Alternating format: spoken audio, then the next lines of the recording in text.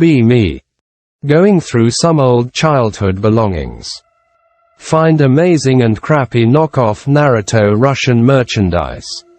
A couple old bottles of Soviet Coca-Cola. Smile. Finding an old shirt I used to wear to school.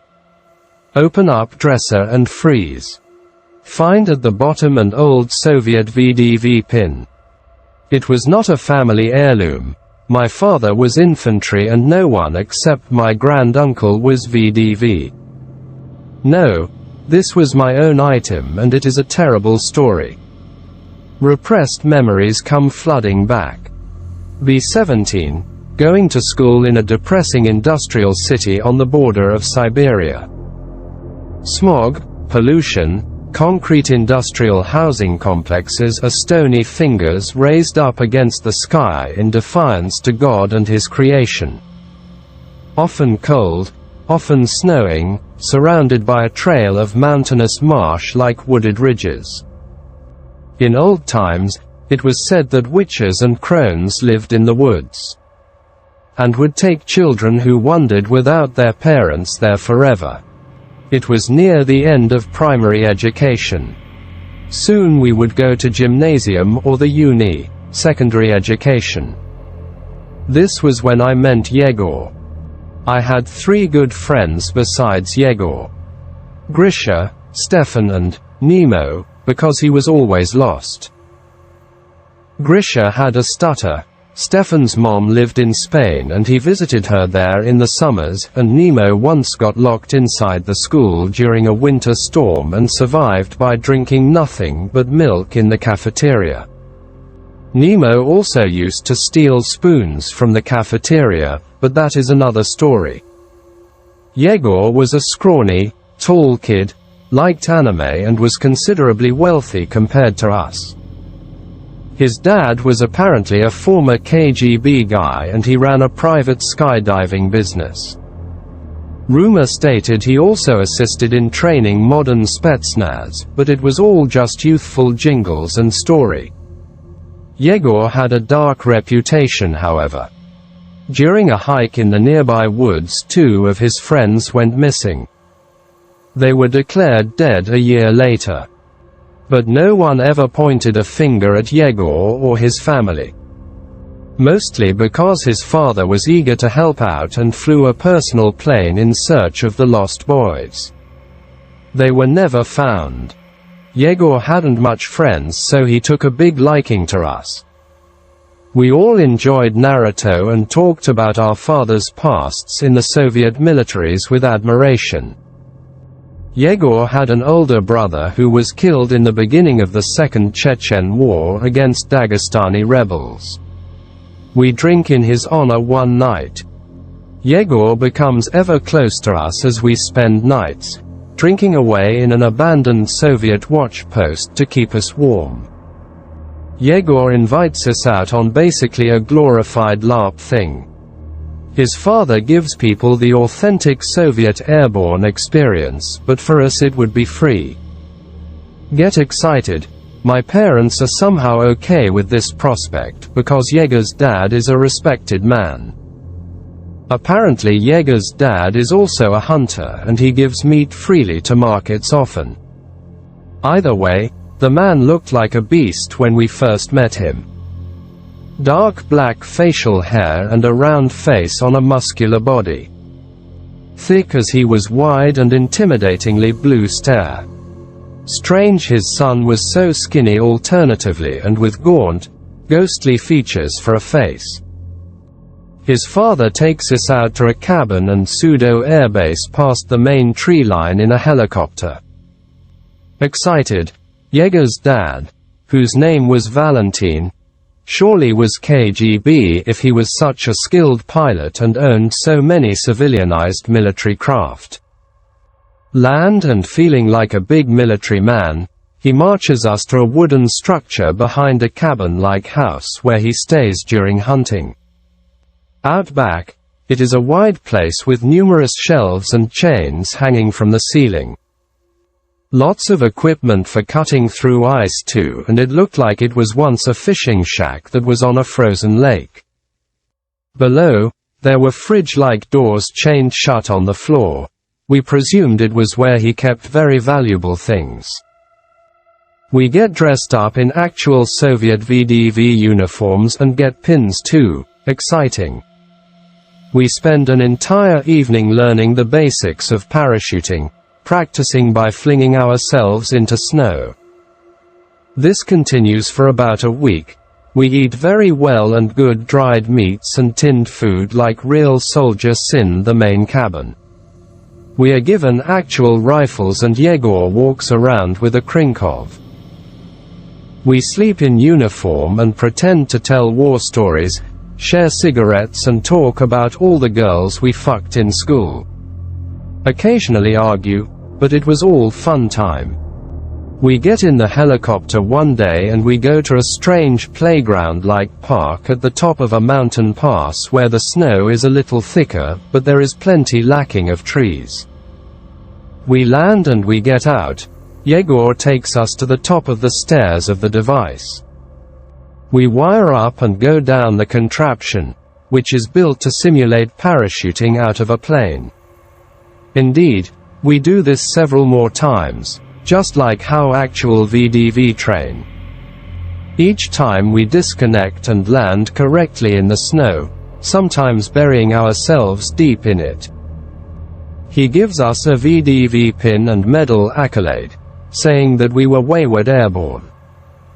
We go back to the cabin and sleep hard. Not anyone has time to finish a cigarette.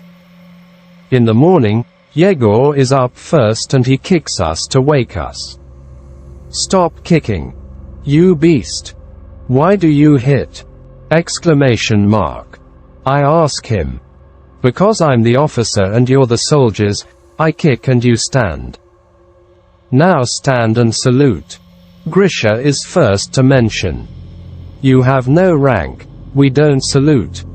Yegor slaps Grisha and makes fun of his stutter. We all awkwardly eat our morning red porridge and head out without gear. Valentin the KGB pilot is waiting for us and we get in the helicopter. Only this time, we head way out past the previous ground and to what looks like a military base. The base is small and the soldiers greet us warmly. They especially greet Valentin with hugs and first name talk. They are all young boys but hold strong rank. When Valentin is not around they scoff at us in our uniforms and make fun of us. What fags playing soldiers, communist soldiers. My dad fought in a stan. You think you a tough little prick? Go eat my runny shits, you retard. Suck my turds from a spoon. Valentin eventually returns and we head out to a plane strip. We see a small civilian craft, but painted with army colors and with VDV Soviet insignia. Get excited, we all load in and immediately the minimal training we have starts to kick in. We take off and everyone is pissing themselves. Valentin laughs and Yegor kicks our shins from his seat to make sure we are awake and ready. Full of second thoughts, get more and more angsty as we rise up. When the time comes, Yegor opens the side panel door and presses a button. Our cabin is bathed in a blood maroon, as if to signal our doom. Okay boys, it is time we jump and prove ourselves men. Yegor ushers Grisha forward. Grisha hesitates and 3 seconds later, Yegor pushes him. Just like in real VDV. If you freeze I will shove you. If you refuse to move I will assure you hit the ground like a bullet. I go up, get pushed almost instantly. Don't panic, feel like a man. Training was surprisingly efficient. I pull and parachute activates before long. Before that I had bent my legs and raised my hands to produce more drag and slow me down. I have intense speed and I try to brake however. Parachute is winded in one direction and I cradle up, smashing through tree branch before finally landing hard in snow like a ball. Emerge like a hare from a hole, removing the Soviet-era parachute. Apparently I had stayed down for 15 whole minutes. The snow is not so displaced. However, the ground is wet, very dead, grassy and full of marsh-like muds. I get up and use my modern radio and contact Grisha. He is fine, he says. We meet up at a tall tree that leaned against a bare one with no branches on one side. Grisha is scared and stutters more than usual. What is wrong? I ask him. Their chutes, damn. They did not activate. Poor fuck. Bitch. They are screwed. In pussy now. I try to calm him down. We will find them. Yegor jumps last and we manage to see him land safely. He gets on the radio and says we have to rendezvous immediately at the nearby Red Station Northwest. We open our compass and progress and find it with ease, as it is a red-painted station with Soviet insignia, fresh and new. Obviously made for these events. We get atop of it and make ourselves hot cocoa from the equipment in it. With binoculars provided we can see a marshy village at the bottom of mountain ridge, opposite to us. Our brother city, so to speak. Wet, mangy dogs that look like wolves stalked around the houses of a few. It was fun to imagine us shooting at them. Grisha mentions. Where is your rifle? Fuck. I forgot it. I have to go back. I TED all the way back for a shitty AKM, which has no bullets or use. In fact, I think even the barrel was welded shut. I find where I landed and funnily it is stuck in tree branch I break through. Just like in Metal Gear Solid, I tell him as I climb tree and grab rifle, after falling first time into mud. We rendezvous with Yegor and he is suddenly not the tough man anymore or the officer. He looks stoic but we ignore it. We hike down to the village and some army guys pick us up. Not a word is spoken as they listen to bajangle music. Radio squeaks BAJANGLAH. No idea what this music is. Years later realize it was like a Kazakh nasheed or something. After half hour of Kazakh Islamic bajangle make it to base. Valentin is there and he is giving all of the soldiers and their officers some sizable money. It is just Grisha, myself and Yegor and we are flown back to the cabin via helicopter. A week later, we still don't talk and we still hear they are searching for Stefan and Nemo. Stefan's mother comes back from Spain to mourn, thinking her son has died. Nemo is hilariously enough, lost again but his parents are now deeply worried. His mother mourns every day, sobbing and wearing black. His grandmother brings extra flowers to her husband's grave for him in grief. Valentin and Army co-opting together, looking for Stefan and Nemo. Stefan doesn't get to go to Spain for the summer, obviously. School is back again and we are in graduating year. Yegor is silent and the rumors persist that we got stuck on the mountains and we ate Stefan and Nemo. Fuck your shit. You ringing ass hair munching bastards, I call the fags at school. Who talk so much shit, I cannot take it. Nearly get expelled for throwing lunch tray. One day Grisha arrives to my door. We have to find Stefan and Nemo, I know where they landed. We are not boys playing anymore. We take a shot of vodka each, for courage. And wearing nothing but our thick winter jackets and coats and wool caps. We burst out into the woods with food for 3 days. Our parents are worried that the marsh wood witches have taken us too. The local priest blesses our PC games and computer while we are gone for some reason. In hopes that our want for luxurious things would bring us back to civilization. Grisha and I are out lookout. We make it surprisingly far in first day before we stop and make a fire. It works well enough. With some vodka we eat some dried meat and tinned food before going to bed under a tree. We rise, shivering, start a new fire and eat some more. More vodka for courage, for more warmth. We continue on, smoking cigarettes and lips chapped deep bloody red from cold. We continue to hike for the next day. Continue routine.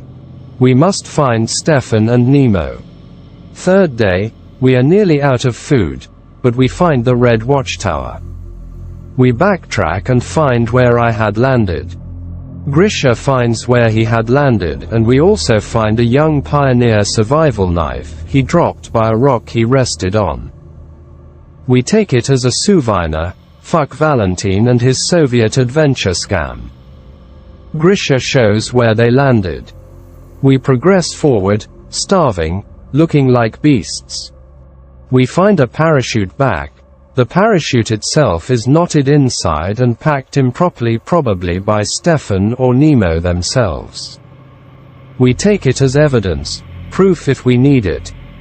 As we aimlessly wander, we end up making it to the soldier playground, and from there we decide to give up and go to Valentine's shack. If anything, if he is not there, we can break in and stay a night, start the fireplace and eat more dried meat. We approach, but the place is locked up tight. The helicopter is nowhere to be seen either. Let's check the shack and sleep in there maybe. We enter the shack and find the door was open. We are shocked to see a red-faced Yegor there, who looks like tears have scarred his face. He is alerted, jumping at the sight of us. "What the fuck is you doing here?" Exclamation mark. He tries to scrap with us, but Grisha is a small scrappy motherfucker. Grisha ties him up with his arms like an Uzbek son restraining his father from beating his mom. "Yegor, you fuck. Don't raise a finger or I'll twist your arm." "Fuck you. You are thieves now. I twist your arm." He twists his arm. "Yoch. Fuck. Fine. Sorry. Just don't twist again, you midget retard. You will both eat my shit." There are two large, smelly boxes on the shelves where there were nothing earlier but hunting supplies. A red frozen vein of a former liquid crawled down from a crack. Look around, spot a crowbar. Feel like Gordon Freeman as I pop this shit open. Nearly vomit at the first sight I see. Inside the box is Stefan. He is still wearing his VDV uniform and his hands are cradling, completely bony and frozen against the AKM. His face is gaunt and his skin a crystal pale whiteness. He looks like a sleeping angel, despite the pained look on him. It appeared he had landed deep in snow and froze that way, probably with broken limbs. Adrenaline spikes my heart like a spear in the side of Christ. I pry open the next box. Yegor is belching more profanities when Grisha basically twists his arm out of socket and destroys rotator cuff. The second box reveals Nemo. His mouth is agape and it looks like the top of his head had been cleaved. Likely from the fall somehow. His bony, frozen and shriveled body is similar to Stefan's. His scalp is floating and pulled back slightly. In the gap between his hairline and forehead looks like frozen lean, no fat steak veal. Traumatized, I start shaking and crying. It looked very painful and even some skull was slightly exposed. Grisha starts to beat Yegor mercilessly, pounding him with his heavy fists and with beats to the nose with his foot. The smell of frozen dead friends is oddly similar to unclean, sweaty dick sweat mixed with the smell you get when you floss your teeth. I look down and see the other chained doors at my feet. Crack open the chained doors on the floor. Underneath are picked white, nearly bleached human remains. Some of them still drenched in clothes. Without hesitation, I open the other, same thing. This time the corpse looks like it has been chewed by animals to the bone. These are the two kids that went missing on the hike years ago. Grisha is trying to convince me to grab a nearby ice pick and stick Yegor in the head. Terrifyingly, I almost do it. Yegor is being held down and I have the pick in my hand, hovering above him. I'll start with your eyes and then your teeth. Suddenly, a man-beast rushes his way in and throws us all around. It is Valentin, Yegor's father. He is dressed like a hunter and holding a rifle. I run past him just barely and basically shove a recovering Grisha out of the door. We are sprinting as hard as we can through the snow and finally we break away into the tree line. Valentin had a chance to shoot us both, but for some reason he didn't. We are still running when I remember I have the crowbar. For some reason I hold on to it. We run and from exhaustion and hunger, we slump behind a tree. I fall asleep and as I do so, Grisha whispers to me, "Do what you have to Alex." I wake up. Grisha is cold and looks like he had frozen in place. I painstakingly grab his stiff body and bring him forward a few kilometers as night falls. Hunger is getting the best of me. I stop and start to make a fire. It fails the first 3 times, but I manage to finally get it going. I'm hungry and I am staring at Grisha's body. "Do what you have to Alex" keeps playing in my head. I find some thick sticks and set them aside. I take the young pioneer survival knife that Grisha had recovered. I cut his cheeks off, knowing that is the most tender part. I slice him open and take some meat from his thigh. I place it on a rock in the fire and move it about with the crowbar while a marshmallow his cheek meat. I eat Grisha and I cry the entire time. Valentin and a search party conveniently find me the next morning. I am trialed for the murder of Grisha, but found not guilty due to a temporary lapse in my sanity due to the conditions and survivor's guilt. Forced to stay in a mental institution for what I assume to be the rest of my life. The walls all have the same wallpaper. The ceiling is a dull gray. The light bulbs have olive green clay pot-like textured protections around them. I sleep in a room with 12 other people, each with an individual bed. I have the window for a week and eventually we get cycled out, so we all have a window week every few months. The people next to me are elderly with Alzheimer's and need IV drips. It is depressing. I have dreams that Grisha, Yegor, Stefan and Nemo and I are on a plane. It crashes. Nemo and Stefan are on fire, but do not seem to be aware of it. They reach out to me, trying to grab me and are screaming, "Help me get up. Help me get up." But I just say, "No. I cannot. You won't understand, but I cannot." Grisha in my dream knows I am hungry, as the plane eternally burns and we walk into the sandy beach we crashed on. He slowly cuts his organs out operation style and gives me a cafeteria tray. "Do what you must, bro, I will be fine, trust me, I won't be hungry without a stomach." I laugh as I eat his guts. Yegor is nowhere to be seen, but in my dream, I have strong brotherly feelings for him nonetheless. Haha, but it is the instinct that makes you bite your teeth at the flies. I jokingly tell Grisha as I bite into a sandwich made of his cheeks. In the seconds of this dream, he has become a black, melted corpse, gnashing at the flies as worms and maggots writhe within his offices. I have this dream almost every week, almost always on a Friday. I almost always wake up at exactly 5:05 each time. What does this mean? After 5 years, I am deemed cured of my PTSD and psychopathic tendencies. Feel like a serial killer coming home. Nemo's mom never stopped grieving. Memorial for Stefan, Grisha and Nemo at their grave sites. Can't show my face around town. Life is depressing. Read that Yegor is in prison for mafia-affiliated crimes. Lol. Get a letter from his father one day. Nearly in tears just opening it, out of fear it may be anthrax or some spooky KGB kill powder shit. I heard they killed Shamil Basiev the same way the FSB did. Just that last year. With a fucking envelope. Inside it is a lot of money, something like 7 million Russian rubles, like 100,000 USD more like. In it is a letter. Keep your mouth shut and there will be more money. No one would believe me anyways.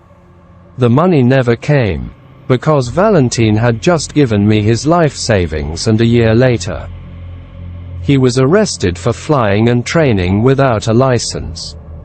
The base he cooperated with had to get restaffed due to mass corruption and even mafia affiliation. What a shit show. It has been years now.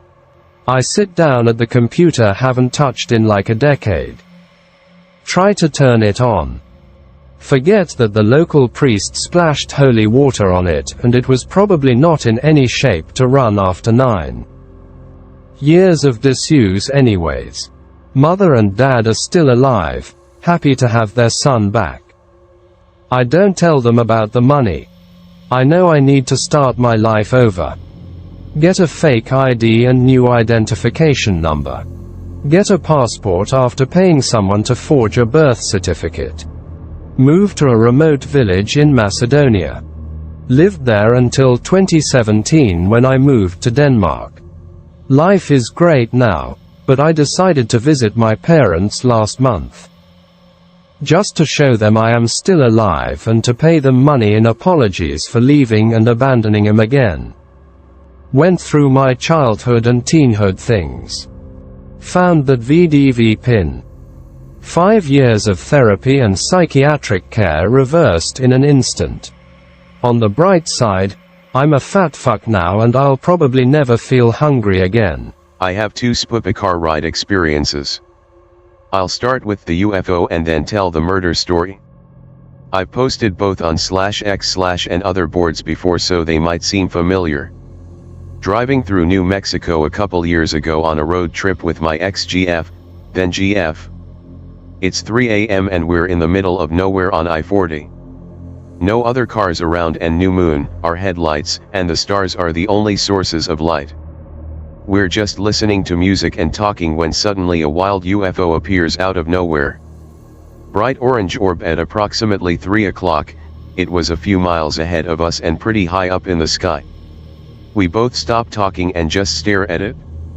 It hovers there for 10 seconds, then heads down towards the ground in a straight line and pauses again.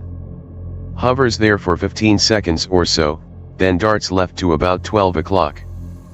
Pauses again, then zooms off towards the horizon in a straight line and disappears out of our line of sight. No funny business happened while the UFO was in the vicinity. The truck, our phones and the music all kept functioning normally. My ex was freaking out for the next hour, convinced we were about to be abducted. I thought it was pretty fucking cool. Anyways, who knows what it was? I'm leaning towards aliens because of the way it moved. It was moving way too deliberately and unnaturally to be some environmental thing, and it didn't look or move like any aircraft I've ever seen. And now for the murder scene. B13. Dad and I go fishing 1 or 2 Saturdays a month. We leave home at midnight, get there around 3 a.m. then fish until noon or so. Our fishing spot was Silverwood Lake in California. It isn't part of the Joshua Tree Park that you see in a lot of these kinds of threads, but it is nearby. It's around 3 a.m. and we're driving through the woods towards the lake. See a car pulled over ahead of us with its blinkers on and both doors halfway open. Dad pulls over to see if they need any car help, he is a mechanic. We come to a stop about 10 feet behind the parked car, our car's headlights flood the interior but we can't see anybody inside of it. We get out, turn on our flashlights and walk towards it. Both of the front passenger windows are shattered, there is broken glass all over the ground. Both of the seats have big tears in them. Blood on both front seats. Blood trail leading from the passenger seat into the woods and it seemed fresh, saw a drop of it drip from the bottom of the door onto the ground. Dad says in the most serious tone I have ever heard from him, "Get back in the fucking car, right now." We get back in the car. We both hear a loud, high-pitched scream off in the woods right before we slam the doors shut. Drive back home, no fishing that weekend. Dad never told the police, doesn't like cops, and made me promise not to tell Mom because she is a worrywart. Never saw anything about it on the news. Dude, I live in Wrightwood. Fucking few years back, up on one of those roads to Silverwood they found a dead guy, exact same scene you described. Let me find the link. Was it this? Link to dailybulletin.com regarding Silverwood Lake machete slaying. Shit, the car description, tears in the seats, the guy had a machete and 2004, before everyone had cell phones. Sounds like the one. It's good his dad didn't stop. Might have been 3 people murdered with a machete. Holy shit son, you almost got yourself sliced and diced. Camping and hiking around Mille Lacs for 3 days with 2 buddies of mine. It's the end of summer and starting to cool down, so there are no mosquitoes around, and it gets chilly enough at night to warrant heavy clothing. Pretty uneventful and normal camp for the first day and a half, aside from being attacked by a little barn owl. Halfway through the second day we're hiking balls deep into some little trails, what must be game trails. Come across a clearing. Knee-high grass, maybe a square mile of it surrounded by thick pine trees and undergrowth. Would have been completely surreal if it weren't for the grass being loaded with ticks. Randomly see something emerge from the tree line. Everyone does a double take. It's a white-tailed deer walking on its hind legs. We all burst out laughing because this thing just looks retarded. It's not unusual for deer to buck up on their hind legs and take a few steps. But this thing was walking on its hind legs, front legs are folded up close to its body almost like a T-Rex, and its head is back with mouth agape, tongue flailing. We bust a gut laughing for a good 5 minutes, till we see another deer do the exact same thing. At this point we can barely breathe because it appears that all deer in this particular part of Minnesota are violently retarded. The 2 deer amble their way on over to each other and stand at what would be face to face if it weren't for the fact that they were looking straight up into the sky. This is apparently the funniest thing any of us has ever seen. Exhaustion probably played a big part into why we found it so funny.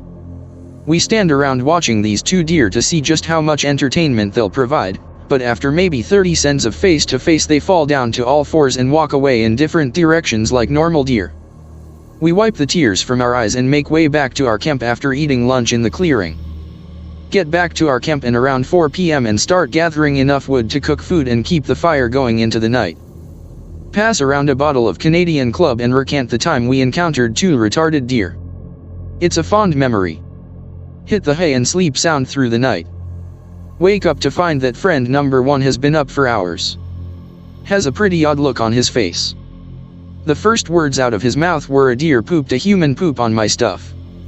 LOL what? Says he heard rustling leaves/twigs that sounded like more than just a breeze, so he opened his tent to check. Says he saw a whitetail rooting around the camp, and it took a shit on his backpack. But it wasn't normal deer pellets, it was a big log of shit. Bust out laughing at his very somber retelling of events, because LOL his stuff got pooped on. Joke all day about our buddy Poop Pack and the retarded deer getting their revenge. We all move on with our lives and backtrack to our first campsite where we'll be staying the night before we leave in the morning. The third night friends number 1 and number 2 are awoken before sun up by something rustling around the camp. Their whispering back and forth wakes me up. I open my tent and peek my head out to see what's up. See a buck and a doe meandering about maybe 10 yards away from us. Contemplate shouting to scare them off, but don't want to risk pissing off a buck while I'm laying down in a compromising position. All we glance at each other and just observe the curious mammals as they go about their business. One smells around the campfire a bit, finds our bottle of Canadian Club. It rears up on its hind legs. It shits in the general area of the bottle. F.U. The buck also stands upright, hops around in a circle, sprays piss fucking everywhere, tongue flapping in the wind. Can't hold back my laughter at the sight. The deer get spooked and run off while still standing up. Laugh at the humorous yet odd sight and tell friend number 1 that he's going to clean the shit off the whiskey when the sun comes up. Tells me to fuck myself. I crawl back in my tent and sleep for a few more hours.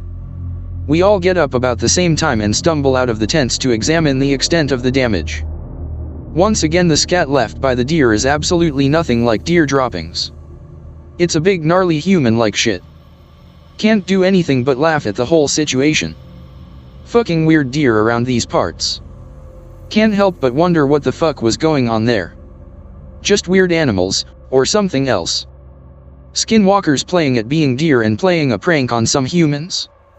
Scouts honor it really happened. Took a bunch of pics while Innawoods that day, planning to make a/k/thread about it later that night. Ended up with a really fucked up story instead. Okay, I need /x/s opinion on how fucked I am. I am typing this out as I go, so bear with me. Never green texted before, but I will try. First, some background. 28 years old, from Texas. I grew up in a town but always liked simpler life. I'm currently living at my grandmother's house. She left it to my dad before she passed.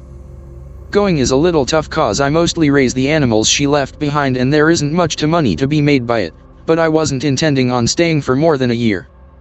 It's a log cabin with 3 enclosures around it, chickens, pigs, and some goats, which I don't bother with much cause goats, kinda far from anything. There is a town about 20 minutes by car I'm estimating, and some neighbors a couple of miles down the road, but I'm surrounded by forest. Cabin is in a fairly large clearing, but the road out of here has forest on either side. Anyway. 5 months into my stay, gotten the hang of fucking around with the animals, mostly gather eggs, sold some of the pigs, decided recently to try and butcher one of them.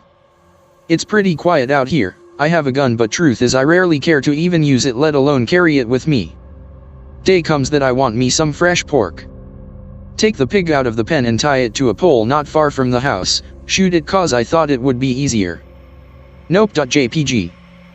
Bitch runs around screaming for a good 2 minutes before collapsing, saw the hole right between the eyes, fuck me though. P.S. Please be patient, I've never written a story before and I'm writing as I go. So the pig finally kicks it. I've butchered with my uncle before and I get through it pretty efficiently, only problem was I'm a dumbass when not supervised, so I put all the entrails etc. into a bucket, and guess what? Yeah, I just fucking forgot it outside. Forgot to mention, after the pig shut the fuck up, everything else seemed to shut up too, even the chickens. Now I brushed it off as them witnessing a brutal crime and didn't pay any attention. Take the meat to the old butcher's block, my grandfather's, and cut it up as best I can.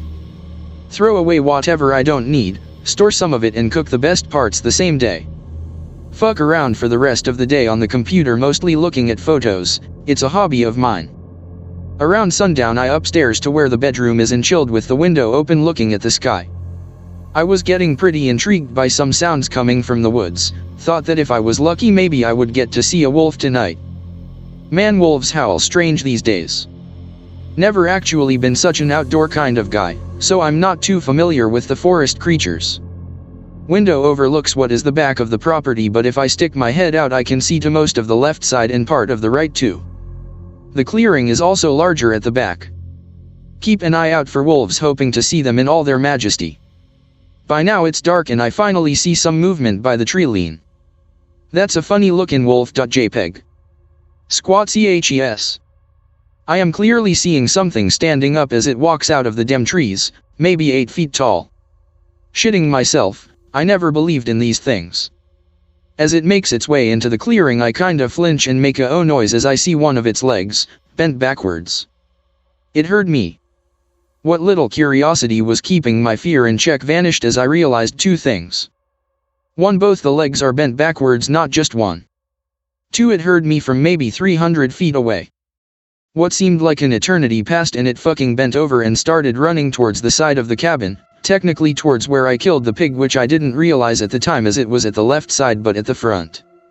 As it's running I catch light hitting it from the side and I notice a snout, not too large, and ears pointing up. Feel bamboozled as I wanted to see a real wolf and not God's curse to mankind. I'm freaking out at this point. I close the window, grab my nugget, sue me, and put a dresser against the door. I may have mentioned that I'm on the second floor but I wasn't thinking clearly. Meanwhile the pigs start raising hell after a while and I am wondering if it's going to come for me. Hear a kind of a crash, more like a huge smack sound and footsteps, real heavy sounding, like it's running. Look outside without going too close to the window. Black nigger werewolf running away with a fucking pig under his arm. Thing seemed shredded at the back end of it. Fucking heavy footsteps. It wasn't even 10 I don't think, and I had to spend the rest of the night on the bed with a rifle in my hands just to feel like it wasn't in the room with me. Finally morning comes, managed to make my way out of the room and downstairs, thank heavens no signs of trying to get it, but I think I would have heard it if it had. Check around as best I can through the windows to see if anything is near the house. All I see is the chicken pen and the pig pen. The goats were too far to the side to see from the front. Blood everywhere, parts of pig all around the place, chickens gone. I can only assume at this point that the goats suffered the same fate. Muster all my courage and run to the Jeep, fucking book it out of there and go to town. Retardo.jpg. I have a fucking phone and I didn't call anyone. It's in the house. Now anyone who has been terrified like I was will know that under such circumstances you do this whacked out shit. And to be fair, the phone wasn't charged or in the room when I saw what I later researched and called a dogman. The name gives me shivers. Get to town, have no phone, parents live 3 towns away from here, don't know the number by heart, learn your home numbers, don't be lazy like me. Basically stuck in town. Make my way to a grocery store cause I basically only got friendly with the guy who stacks the fucking shelves there. He's younger a few years but we had enough in common. Go in, see him and start walking up. He turns and sees me, his eyes go wide. Anon, you're so white, are you feeling okay? Long story short, I tell him everything, and he says I can stick around with him for a while. Kick a can around outside until he gets off work. I follow him to his place, lives with his parents but they are really sweet people, they put me up without a second thought. Hands me his laptop and tells me to look it up. He says type dogman. Sure thing, I get a bunch of results, hear testimonies, and stuff. That is exactly what I saw, and apparently they aren't very friendly doggies. Start to freak out again, bro sees this and tells me to just chill. He puts on music and brings up some pizza rolls before asking for some more details. I asked him how he knew about these things and he said he believes in squat CHES, says he heard them as a kid once, looks up Squatch calls. Shit comes on at 1,000,000 decibels on his bass as fuck sound system, freaks us both out. Lightbulb.jpg. This is where I start fucking up, guys. I think I'm gonna go all manly and get revenge. If you've looked up dogmen you know where this is going. Internet says that they hate loud noises like air horns. Also says they tend to hunt dogs and cats. Ask dude if he can lend me money, he agrees. Go out, buy cheapest loud sound system I can find. Stick around a couple of days downloading sound files and putting them on a flash drive, loud shit, and some animal sounds. Thinking I'm a genius I head back to the house with my plan in mind. Get in, door and windows seem untouched so I feel a little better about it all. Check the indoors, all is good. Time to set it up. Take the sound system outside and put it about 30 feet from the back of the cabin, near the window. Throw extensions into the bedroom through the window, go back inside. Barricade the ground floor as best I can, basically shove furniture around. Gather all my things into the bedroom, go up and barricade the door. Connect my laptop and wait. It was still early in the day when I was done and I felt very uneasy waiting, almost backed out realizing I was being dumb but I didn't dare go outside. When the sun finally started to set I decided it was time to put my plan in action. Find cat noises, meowing etc. Play loud for about 20 minutes on and off. Make sure I get enough time in between to listen to any possible sound. Awshitnaga.jpg. It. Fucking. Worked. Fucker comes out of the woods, a bit further to the side from last time, and on all fours this time. I was getting the chills, but I wanted to fuck with this thing. I had pulled the curtain and the windows as much as I could without severing the extension cable. The sun was down by now, but the moon was bright in the sky. I could see it better this time. Hadn't realized what kind of a beast it was. I mean, this thing was ripped. Truly unholy. Shaking, I put the mowing on with a lower volume. It pinpointed the sound instantly and started walking towards it. Volume full and wait. Pick my battle cry. It was a hard choice between Cheeky Breeky and Eddie Wally, but I thought Eddie Wally was better. I'm including a link to the specific unconverted sound file. Link to youtube.com. Wait as it inches closer. It kinda took its time before standing up again and actually walking over. Once it's about within 5 feet, I unleash holy glory. Fucking well, you goddamn dog bastard. Wave. What happened next left me in too much shock to laugh. The thing jumped in pure fucking pain, probably terror, easily 5 feet into the air and landed on its back/side, not that it stayed down long. Feel the thud as it hits the ground before scrambling to its feet, all four, and fucking running like a wet cat. While I found it funny, the sound it made hitting the ground was scary. That thing must weigh a ton. It also made some fearful growling when it ran away. My guess, I pissed it off more than anything. I didn't dare sleep, and a few hours later I found out that it was for good reason. 2 came out the second time, both close in size. Maybe the second one was smaller. It also must have been slightly different in color, seemed brown maybe. Anyway, I prepared the sounds again, but put a dog barking directly on loud volume.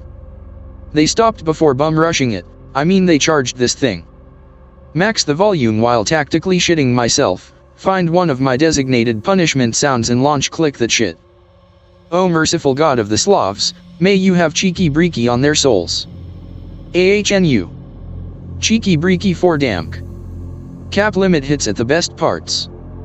We'll try to conclude. I was terrified, actually shaking. It was enough to stop them from taking it out, and they even kinda shielded their ears from it. I went into fight or flight, hit the first song that I could find on the screen to keep them distracted before fucking grabbing my rifle and kicking the window open and shouting Cheeky Breeky at them again. They managed to pinpoint me despite the sound from the music, but I pulled the trigger just from the shock of my shit leaving my ass on its own. Small side note, their gaze is that of the devils. I hit the brownish one in the chest and it flinched a little. I was determined to empty the whole clip into the bastards, so I just kept going. I hit it again, both times in the chest, and it tried to give me a quick hateful glare before running the other way, on 2 legs. The other one glared at me too, but started to turn to follow the other. I on the other hand was not done. I shot at that one too. I am not certain, but it looked like I hit it in the shoulder, but if I did, it didn't show any sign of it. I fire one last round but couldn't tell if I hit anything. I felt like I had won a battle, but I was extremely shook up. I think I made the right decision when I got my stuff in a hurry and threw the bookcase from the door, ran downstairs, broke a window to get out because asshole me blocked the door, got into my Jeep and started to leave. The reason I believe this is because as I got out of the driveway onto the road, you guessed it, there was one out there, going back towards the house. Pretty much that's the story. I went to my friend's house directly. His parents were shocked at the state of me. I left in the morning and made my way back home. I had barely told my friend anything, and it took me at least a week to tell my parents what happened. They didn't believe anything I said other than me fucking up my grandmother's house. I managed to convince them not to try and fix the house up. LOL. Woods are safe, guys only need to walk in a straight line for 24 hours. XDD. Absolutely, unequivocally, confirmed for never leaving the big city. K/Amando here. I grew up, and still live in, the Ozark South. This isn't the rolling green fields and picturesque farms South, but the cold mountains and deep hollers South. I've shot, hunted, fished, and hiked since I was 5 years old. There's enough of my blood in these hills to call them blood relatives, and I'll tell you one thing, if you wander them with that mentality you will die. It's already bad enough that most people are woefully unprepared to practice even basic land NAV, let alone tracking or advanced survival. Each year there are quite a few instances of some stupid hippie or yuppie getting lost in the woods, and instead of staying put they throw their hands up in the air and say how hard could it be? And try to get out. Some make it, but every year there are many people who simply disappear due to their own incompetence. The farther you go from civilization the more dangerous it becomes. The animals are larger and may not have developed a fear of humans, navigation is far more difficult, you have to rely on logging surveys or grainy aerial photography, and help can be hours away if you even have phone reception. The problem is magnified if you head out west where there are even fewer people, help is multiple hours away instead of a couple. If you try to tackle the big show, and get flown or boated into the backcountry of Alaska/Montana/Idaho/Canada, help is measured in days, and that is even if you can get satellites overhead for sat phone coverage. This is to speak nothing of the animals that live out there, or the other things that are way out in the wilderness. Pick related, the mountain range where I hunt here in Oklahoma. My family is from Arkansas, down in the Ouachita Mountains. The range itself extends from western Arkansas over into eastern Oklahoma. The whole damn range is one tangled mess of pine barren, rich red soil, and rocky cliffs. There is next to no law in most of this area, and people generally look after their own, by means of guns. This is how it is throughout most of the rural South, not the LOLXD redneck small towns near big cities. People don't trust outsiders, and how are they to know you're not a fucking drug smuggler? If you don't know your shit, or keep your ducks in a row as the saying goes, you can easily get fucked on a simple flat tire and be stranded hours until a tow truck makes its way down. So let's say you're some yuppie who just bought a deer rifle, or if you're a hippophobic faggot want to engage in nature photography, and you decide to head out to the remotest place you can find, gotta see that real nature on. So now you're 3 hours on the highway from the nearest actual city, an hour and a half on old logging roads back in the forest from a small town, and you have no cell reception. You're in the middle of an old logging preserve turned game preserve or something to that effect, thousands of acres crisscrossed with 100-year-old logging roads, some of which are overgrown and some which are occasionally, read once or twice a season, traveled. You are now effectively 5 hours by fucking car from the nearest hospital, with no cell reception, and in an area that's only really traveled by the occasional forester, hunter, during the 2-week deer season, or wildlife biologist. Congratulations, you're now in the actual fucking woods. There are honest to God black bear out there, 500 pounds wild boar, and occasionally red wolves and many mountain lions. If a piece of land can support all of these predators, some above 500 pounds, undisturbed by people, it begs the question, what other large things are out there? I'm just going to go ahead and say this as well, most skeptics, and hikers for that matter, never really go into the actual wilderness. They go to state parks, well-manicured trails, or at best hunting leases. All of these places are well traveled by people, and animals are shit scared of people with good reason. 50 years ago my grandfather could go hunting wearing whatever the fuck he wanted, wherever the fuck he wanted, and the animals really didn't give a shit as long as he was decently quiet. Now, however, animals that live close to people have gotten much smarter and learned to recognize patterns, colors, and scents related to the presence of people.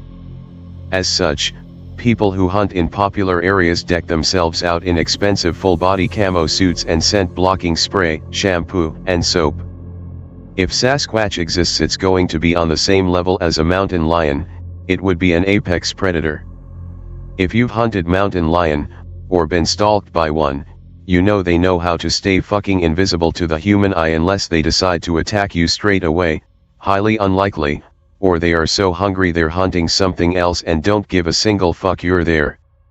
I've hunted bear in Alaska wearing a fucking tracksuit, they just didn't give a fuck because they didn't know what the fuck I was.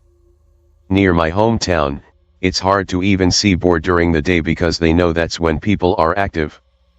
If Sasquatch are real, and most actual hill folk sure as shit believe in him, you don't think he'd walk right out in front of a fucking tour bus now, do you?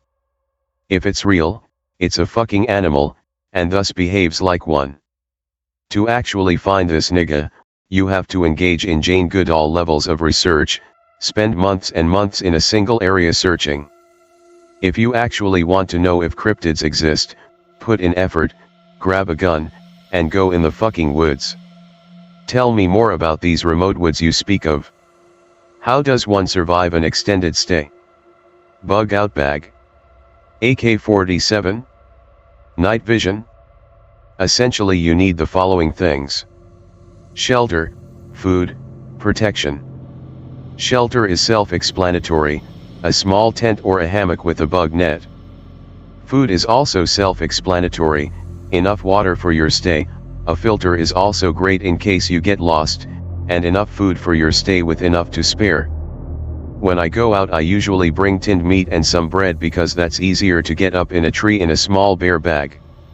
For me, the classic is Spam and some dark bread. Both are calorie dense but relatively healthy. You get fats and protein to sustain yourself from the Spam and complex carbohydrates from the dark bread to keep your energy up all day. Nuts and beef jerky make great snacks for the same reason: fats, protein, and healthy carbs. Also, it's best not to have to cook your food, as this A, gives away your position to animals and people alike, and B, it attracts the greedy forest coyotes and other animals retards feed. Suburbanites feed fucking black bears because they're so cute XD. Carry a map of your area, and a compass if you're new. Never go too far from your parking spot, if you're a new woodsman, and mark your trail on your map. Stay calm at all times, and for the love of God never go in a woods alone. Going alone on a manicured trail is one thing, but it's entirely different if the only person who knows the general area you're in is your family and the gas station guy 2 hours away. Tell people where you're going, and stick to your plan. Night vision and tactical gadgets are completely worthless, they will fail, and are of absolutely no use to anyone except in extremely limited circumstances. Long story short, those gadgets that are average Joe affordable suck and will hamper your ability to learn to use your natural sense if they even do work. For protection, don't fuck around with a knife or machete, those are tools and not weapons. Get a good gun, and learn how to use it. Doesn't have to fancy, just something you practice with. I know this is stereotypical for A/K/Amando, but get a Mosin Nagant. They will never be banned anywhere, and people won't second guess you having an old hunting rifle, because that's what it looks like.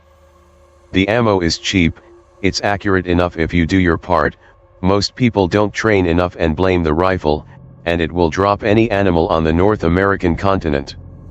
I hunt with an AK pattern rifle down south, because 7.6239 performs just like 30-30, imagine grandpa's old lever action, and it'll drop anything in the south while providing quick follow-up shots. As for the woods, it all depends where you go. A favorite deer hunting spot of mine is a river bottom between 3 farms, close enough where it's only 40 minutes from my house, and well traveled enough that I feel completely safe there. However, it's a shitty fucking swamp, so people don't hunt there and I get the deer to myself. My favorite Innawoods places are much more remote, and as such are a lot more dangerous. I was stranded overnight once while boar hunting because my bro's car died. We had to wait until someone traveling down the valley saw the fire burning and rolled up, fully armed, to see what was going on. They were worried we were drug runners, but after a tense discussion and standoff, decided we were A-okay and jumped our car for us. That same bro and I have been followed by a hill person in the same area. He never came close to us, but shadowed us all day. He never was able to get eyes on us, as we ended up sitting about 30 yards in the tree line and waiting after seeing some birds fly up a few hundred yards behind us. We never saw him but found his fresh cigarette butts in our tracks. Honestly, from some of the shit I've seen in the woods, your biggest threats are people. That isn't to say there aren't other things in the forest, from experience I know there are. Just keep a low profile, learn your S.T.A.L.K.in. Skills: you may run into something spooky, Or not. Where's the best / spookiest woods in Oklahoma? Kiamishi Mountains hands down, anywhere southeast of Lake Eufaula. From there south to Texas, east to Arkansas, southeast to Louisiana. That whole area is one sparsely populated thicket. It's like the Pine Barrens mixed with the Smoky Mountains.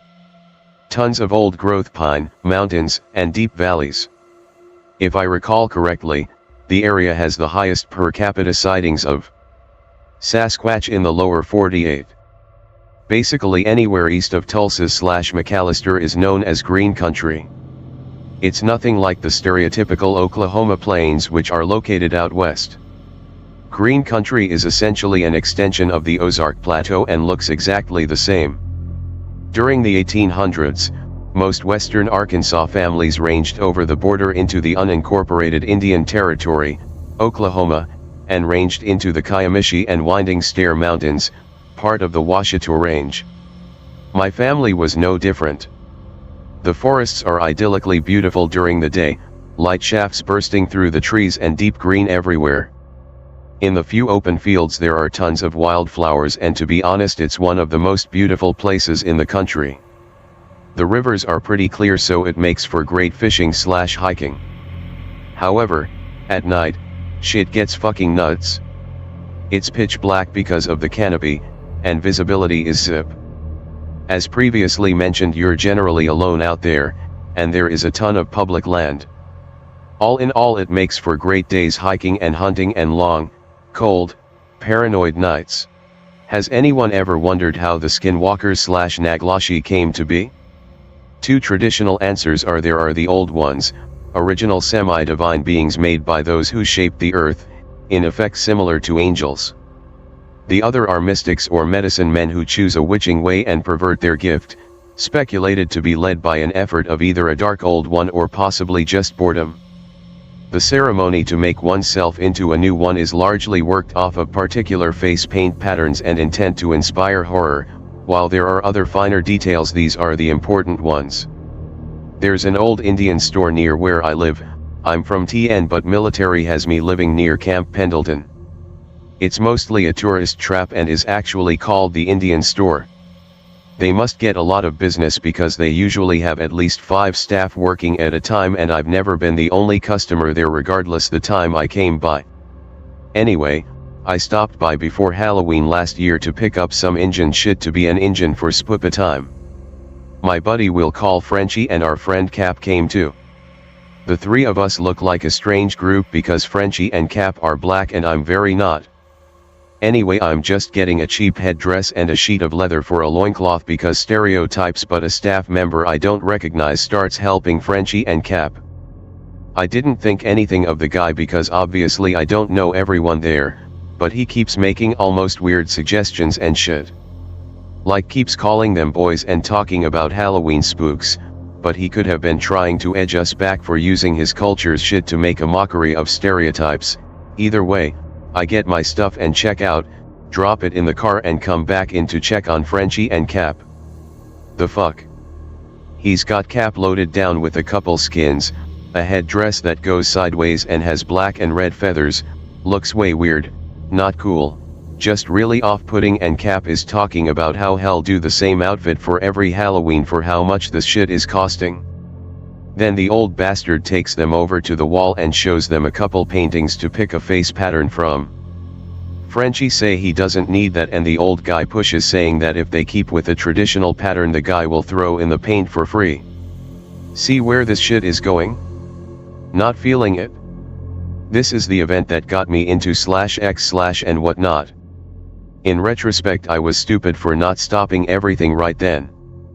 Pick related, it was similar to this Algonquin pattern but had subtle differences.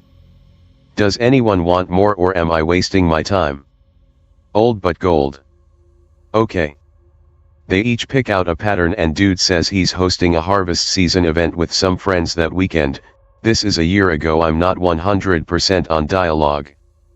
But the end state is this guy was charismatic enough to get a black guy from inner city DC, that's why we call him Cap, and a black guy from inner Philly, has nothing to do with calling him Frenchie, he just has a French name, to agree to going to a bonfire shit in the desert that weekend. I told them as a white guy, this is some with people last of the Mohican / deliverance / wrong turn bullshit and they are going to eat you and I'm not gonna feel bad about it. My friends were unchanging in their belief that this guy was legit. Like, first they laughed it off, then they got defensive of the old guy, then they got mad at me for talking bad about him. Two of my longest standing military friends and just like that acted like this dude was more important. But whatever. I dropped it. Now I say military in that Frenchie and I are still in, coming up on my 7th year in and his 6th, but Cap got out at 4, he was a civilian at this point. Pick related, what I thought this shit would look like. Hey, you get the details from Doc about that Marines got bored spoopy hunting / spelunking expedition? I'm back. Should have said some white asterisk people bullshit. Sorry. I got some of them, I can't tell if he's exaggerating some of it. I know the landowner but he won't even entertain questions. I know he's planning another trip, I'm not sure if I want to sign on to that shit. Anyways. I didn't go to the powwow shit, in retrospect because I was outside when old dude laid it on thick / charmed them. Side note, every Wednesday night is guys night and me and Frenchie get together with friends usually, but Frenchie never showed up. Didn't return calls / texts. I start to worry that these fuckers really did eat my friends. Drive to his barracks room and use my position in the chaplain's office, my job, not a chaplain, I just work for them, to get in for a comfort / well-being visit. Dude is in there. He's fine, just kinda jumpy. Side note, I once saved his life in the ocean. I took him to the beach, I know dumb, he can't swim. That's not a cheap joke, he really can't swim. He does well for the annual swim test in a pool with safety personnel, but without all that, he kinda freezes up. Smooth AF before. And today too, a year later, but the powwow had really gotten to him. I say this about the ocean trip, we were out on a sandbar, got caught in a riptide, and dragged 1/4 mile out. I kept him above water while the lifeguards got us, and when we got to shore he wasn't shaken. This guy had believed 100% that we were gonna die, but when we got on shore, he was exuberant, not shaky. When I got to his room he was shivering and jumpy in a Camp Pendleton barracks room with no AC in mid-October. The lights were off and the room was kinda dark but not completely, and I could make out some sort of marks on his hand. I turned on the light and saw that his hand was burnt. Not terrible like Freddy Krueger, but bad enough to go to medical. He was putting on a salve and rewrapping it when I barged in. After talking to him he told me he had fallen into the fire that night, burned his hand catching himself, and that he had to go to the hospital that night, left early and left Cap there. Frenchie had been sick in quarters, all week and wasn't supposed to leave the barracks, that why he missed guys night. When Cap got out of the Marines, he went home to DC, this Halloween shit had been his vacation. He was visiting California, staying in Frenchie's room with him for the week, and that weekend was supposed to go back to DC for a bit. Frenchie told me that after the powwow, Cap caught a ride to the San Diego airport with the old guy and would see us for Halloween. The week before Halloween Frenchie got sick and didn't want to go out. Said Cap was really sick too and could travel. I went alone as a green morph suit because racially questionable costumes are funny in a group but a good way to get your ass kicked in Cali. I wrote it off as that until his birthday in December. His birthday is Christmas Day and mine's just a couple days before his, so for that extended weekend we got shit-faced. That's when he told me what actually happened to Cap. Let me guess, he's planning on bringing more guns and ordnance. Dude had 30 Marines and everyone had at least a gun. I don't think there's much more to do that. This time he's bringing GoPros, scent cover and motion sensor cameras because from what I can gather it got behind them in the tunnels / mines and that's what spooked them. Cool story bro. This is all in an old gold mine system. It ran dry, but landowner is convinced there is still gold down there. That's why he bought the land and why he keeps accosting the 29 guys for help exploring the caves. Back to the story. Cap and Frenchie are closer than me and Cap, so I again wrote it off as they talk more than we do. So while I was a little butthurt I hadn't heard from him in a bit, I let it go. It was December 23rd I think when I asked Frenchie about it, somewhat bitterly and drunk, how Cap was and if he was feeling better, and that's when he just sort of shut down. You know when there's a not great memory and you kinda go numb to get through telling it?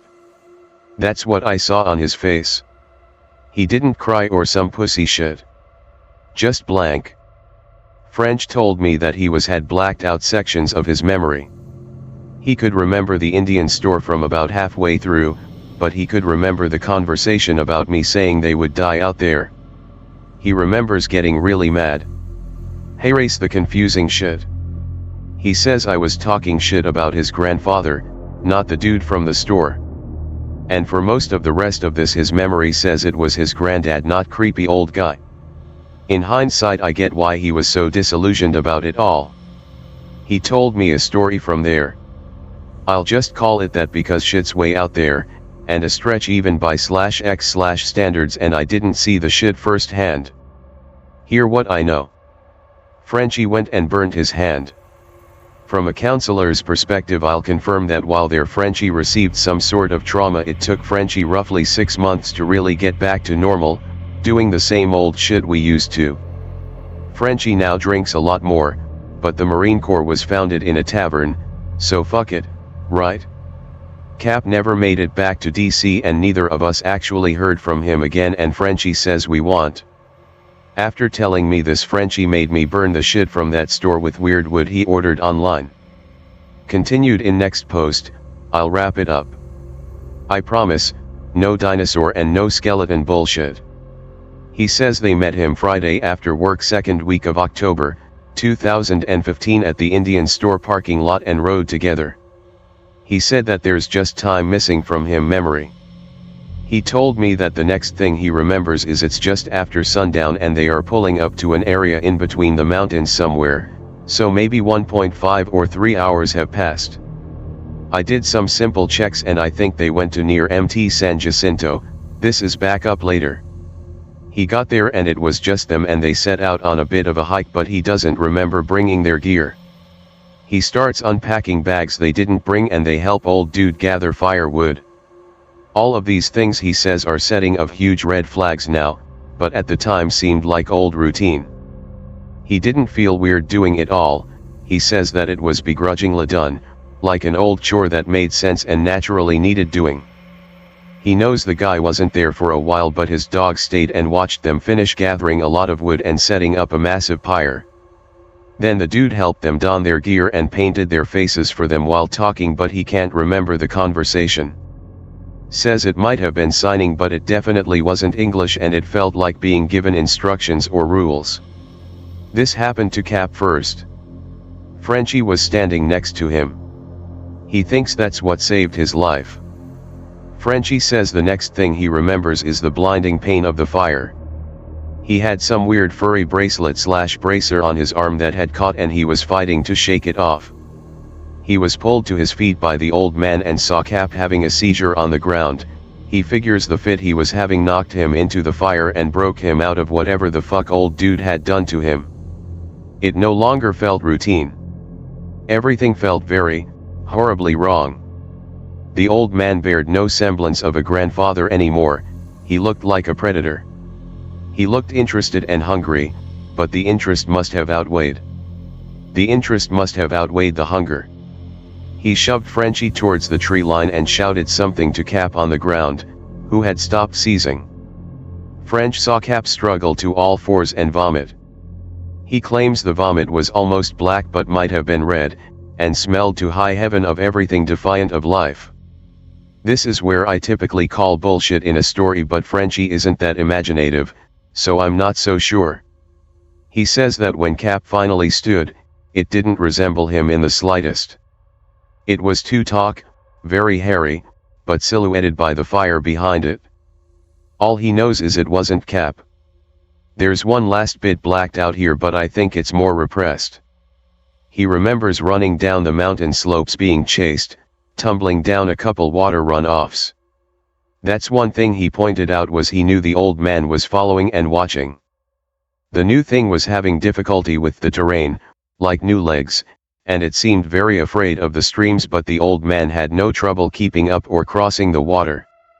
Then my friend was on the highway, covered in thick dirt, sopping wet from a spill in the water. Most of the face paint had washed off. He thinks it may have been blood, and flagging down cars on the road into Palm Springs, though a long way out from there.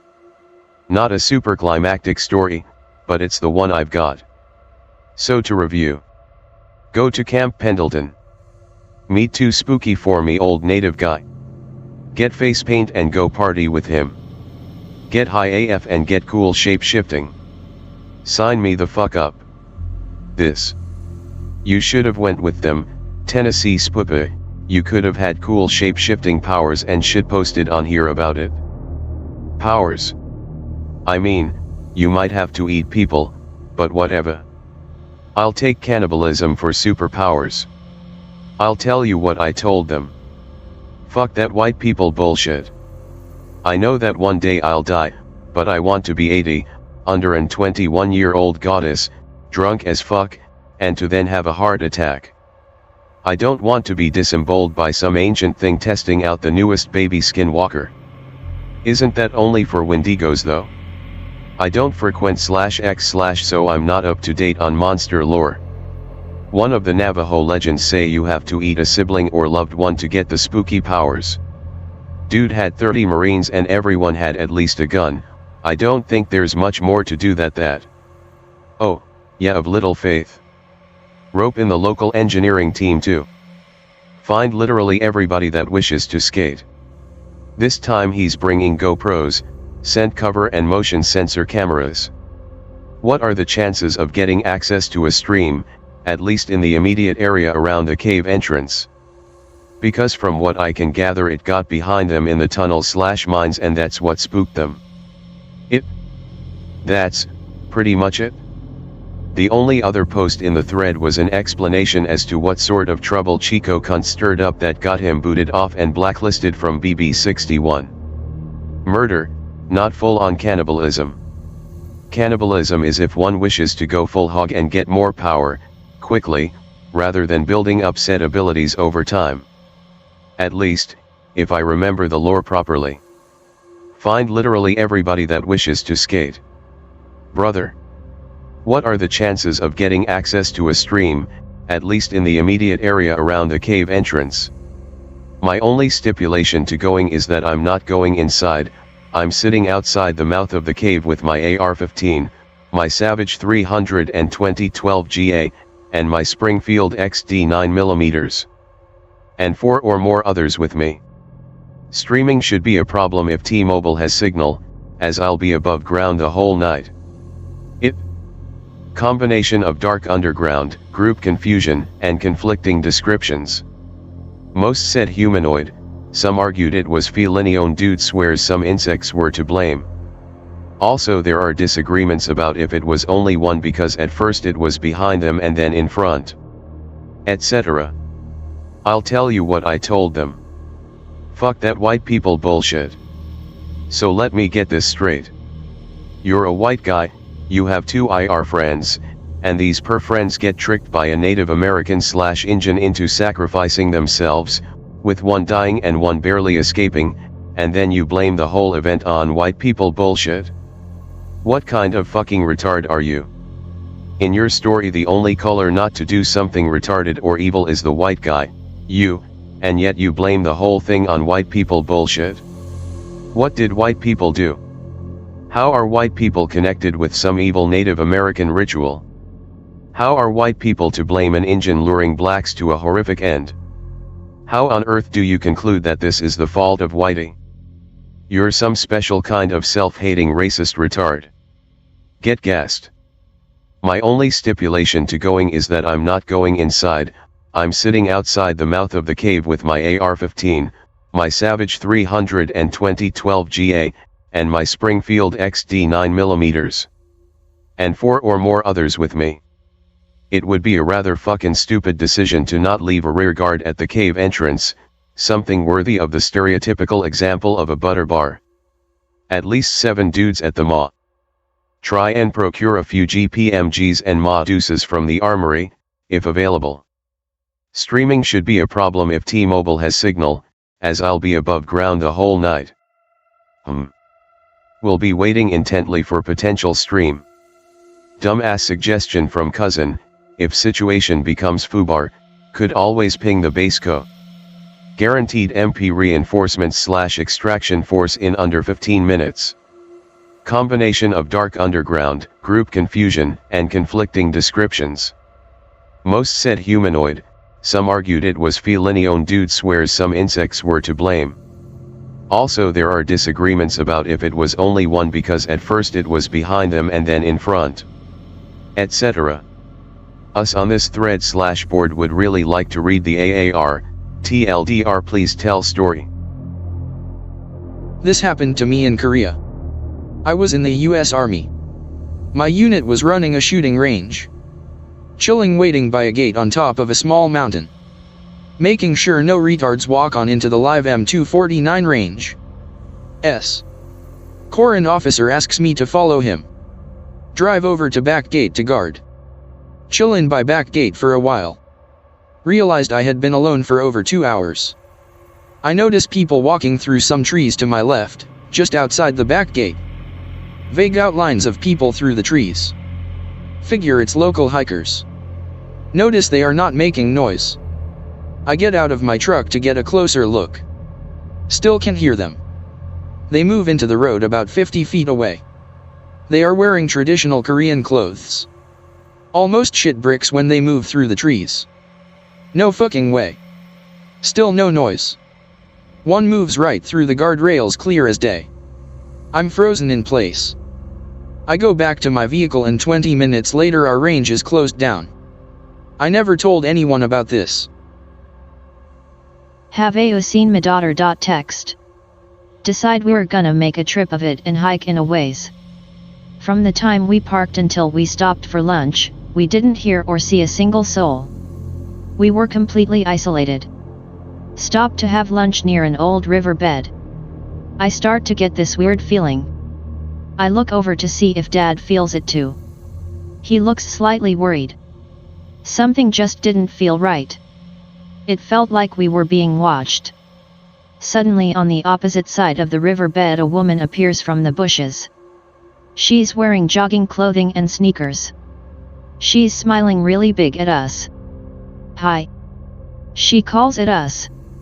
Dad doesn't answer. I'm looking for my daughter. She doesn't say this in a worried way, though.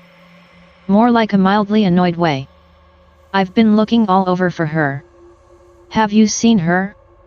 No, my dad says. She sort of hesitates. Never stops smiling.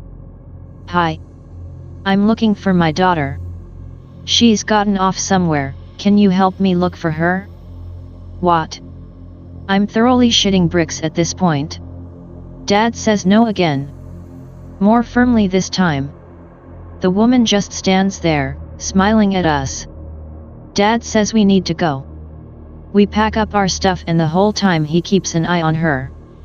Sometimes she calls stuff like hi. And have you seen my daughter anywhere? Finally packed up and ready to go. Dad checks my pack. Turns to check on her. She's fucking gone. Never heard her leave. We get the hell out of there and back to the car as fast as possible. The thing about it that was so fucked, aside from the whole thing, was that she was wearing sneakers and jogging shorts. We were deep in back country. There is absolutely no way she got there in those clothes. She was so totally out of place, and it really fucked with me for a while. I asked my dad about it years later and he won't talk about it. So, first let me describe how I've spent the last 3 summers. Live in Ohio. Be camp counselor at Innawoods Camp in Hocking Hills region of southern Ohio. Clear Creek Valley is one of the most biodiverse areas in the entire world. Not kidding. More than some rainforests. Nearest civilization is town of Rockbridge, tiny, many miles away. Everyone lives in cabins with no air conditioning, power, or lights. I'm assigned to the older boys, because I'm better with the bushcraft. Teach them battening, fire building, debris huts, edible plants, the works. One night every week, we camp out, use the skills, and sleep under the stars. Every week, each cabin has to do a camp improvement project, chores. Little kids pull weeds on what few, unpaved, barely maintained, paths we have. Big kids, 14 to 17, use saws, rakes, and shovels to clear out new campsites, or refurbish old ones. There's always been a rivalry between the older boys and girls, especially among the counselors. That's the camp. It's a nice place. I'm there for 6 weeks every summer, but the kids only stay for 1-week sessions. After 3 years of romping through the forests there, I know the place like the back of my hand. There's still some places I haven't been, but they are few and far between. As a side note, every counselor has a camp name so campers can't find us on Facebook and stuff. I'm Hawkeye. My friends in the story are Turkey, certified EMT and my co-counselor. Magenta, old friend/engineering student. Khaleesi, business student. Magenta and Khaleesi are counselors for the older girls, Turkey and I are counselors for the older boys. Be last week of camp. Everyone happy to be going home. What, camp improvement projects don't get done have to be done by counselors after camp is done, but before they can leave.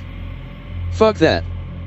Turkey, Magenta, Khaleesi and I all agree to have our kids do all of the hard chores so we don't have to do them alone. We clean up a campsite on the side of a hill called Black Feather. The girls clean up a site called Human Nature. They're bragging because it hasn't been used in around 20 years, camp is 90+ years old, and we will finally get it up and going again. I'm a bit jealous because I've never been to that site. The only clue as to where it is a dotted line on a 30-year-old hand-drawn map indicating a shitty trail. Magenta says she knows where it is. I think she's bluffing, but she's a smart girl. I figure if anyone could find it, it'd be her. Next day. Head to Black Feather. Find box tortoise and explain tortoise vs. turtle. A tree has fallen right in the campsite. Go gadget saw. 15 teenage boys attack the fallen tree, 1 foot diameter, with hacksaws. That bitch didn't know what hit it. Show them how to split wood. Black Feather will have firewood for many years. Return to camp. Now it's time to select overnight spots. Magenta has a smug grin on her face, looks me in the eye, and says we're going to Human Nature. What do you think about that? Never been there. Where is it? It's in the valley, a new part of the forest. We found where the fire ring was, but all the rocks were strewn about. That's weird. Nah. Walks away. Turkey comes up to me and says that he let a younger cabin take Black Feather, as it's not too far a hike for them. Where are we staying? Tatanka. I was very excited because there is a very cool clearing right by Tatanka, perfect for astronomy. It's right on top of a hill, so it's a tough hike, but that makes the food taste so much better. Next day, overnight day. 15 boys plus 2 counselors. We made hamburgers on a grate that we carried up. 7 pounds of meat to divide. We ate like kings. Campfire jacks for dessert. Basically tinfoil wrapped tortilla with chocolate and marshmallow inside. Oh. Person who packed the food gave us no tortillas. I'm fine with going without, but some of the guys were looking forward to them. Don't worry guys, I'll just pop over to another campsite and see if they have extras.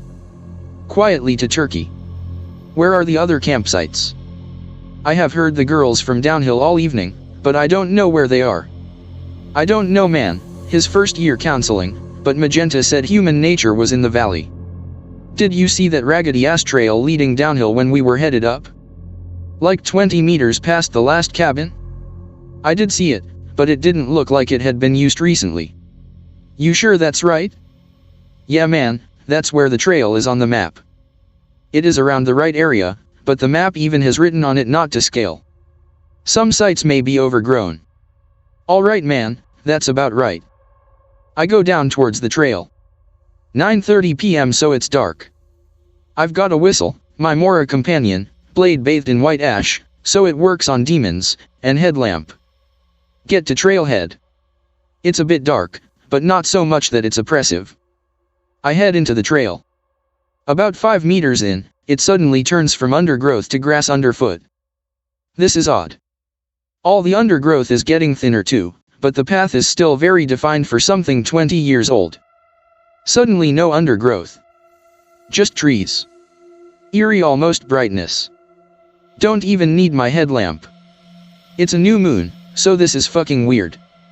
The section of forest I'm in looks very new, thin trees, low ground cover, no bushes or mid-level plants. The feeling I get in it though. It feels old. Like walking inside a tomb old. I keep walking, more to distract myself from how weird this section of forest is. I realize that I don't hear the girls anymore. They're normally very loud, being teenage girls. I stop. Everything in the world stops around me. Not even insects are chirping. I see fog slowly filling into the valley.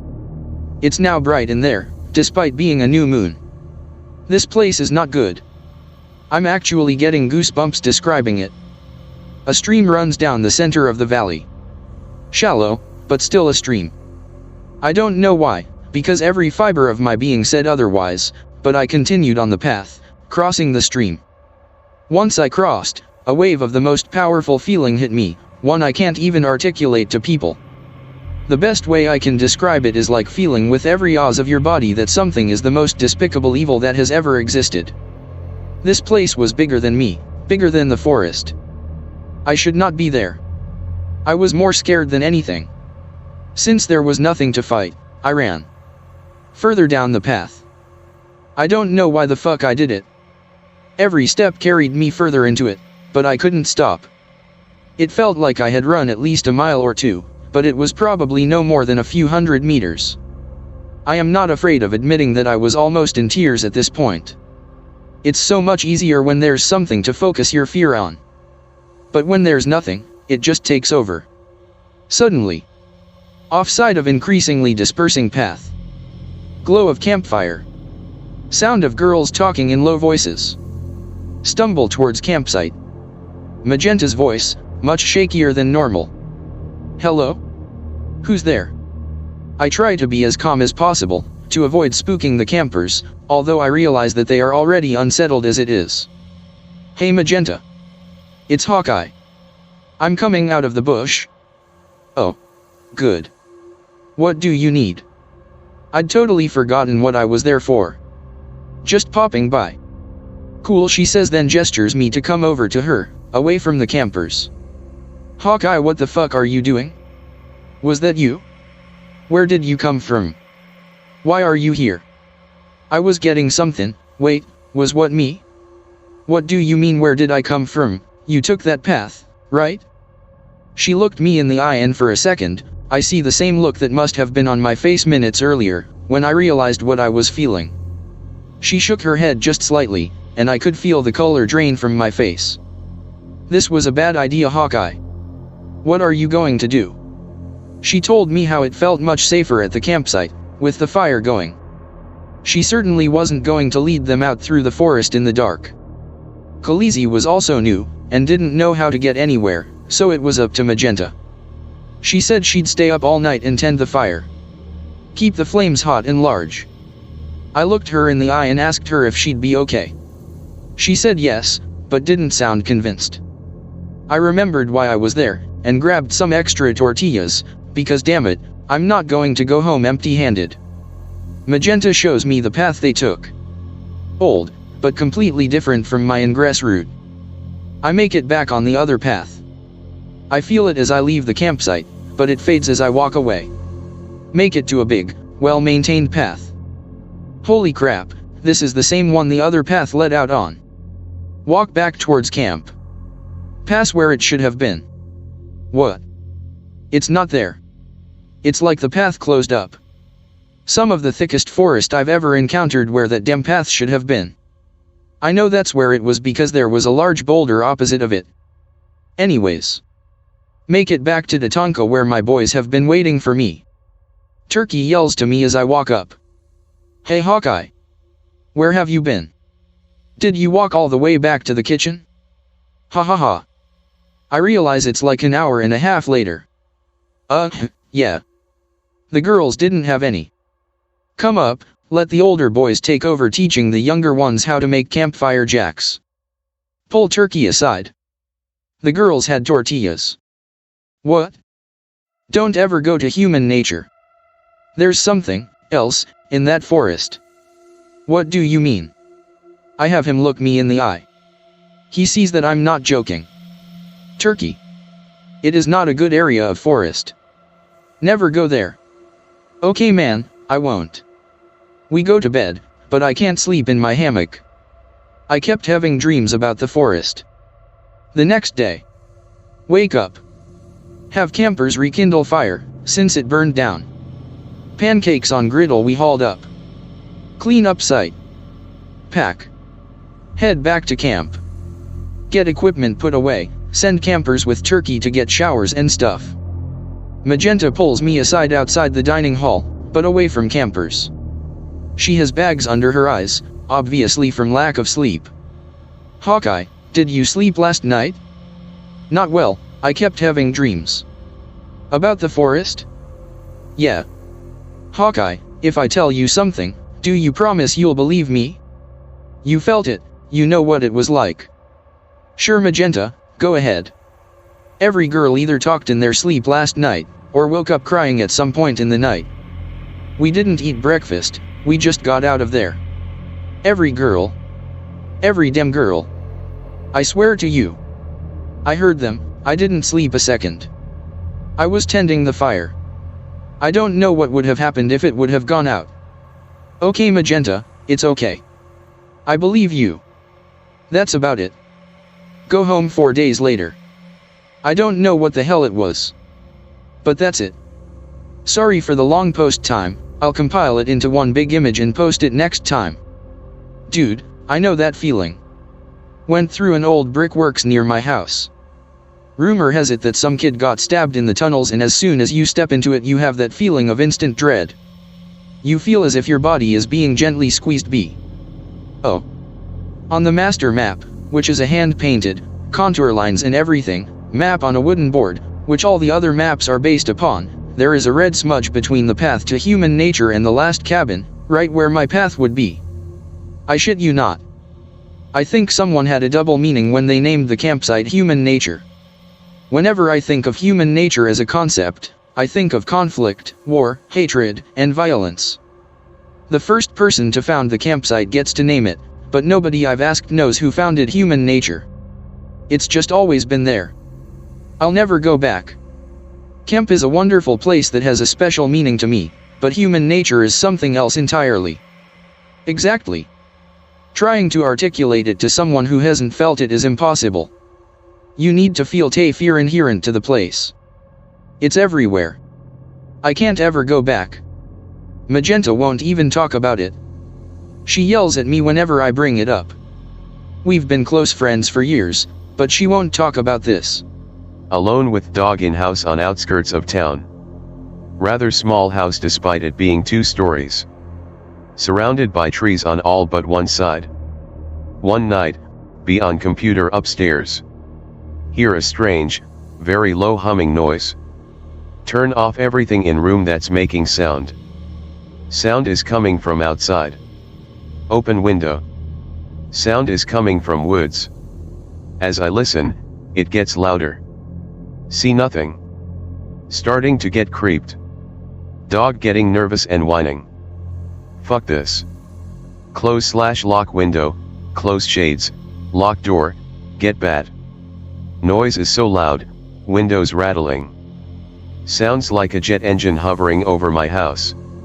Suddenly, everything silent. Be still.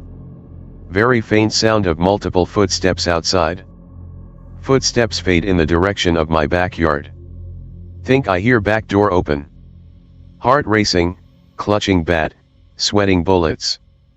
Dog is a puss and is just hiding under bed without a peep. Hear muffled footsteps throughout first floor. Now there's some coming up the stairs. Oh fuck, oh fuck, oh fuck, Elm gonna die, oh fuck. Something's just outside the door.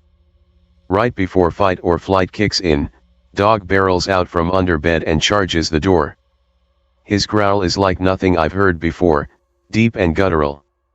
Dog continues to growl like a demon for about a minute before turning to me and lifting his ears. Be still. Hear silence. To be safe, I wait about an hour in silence.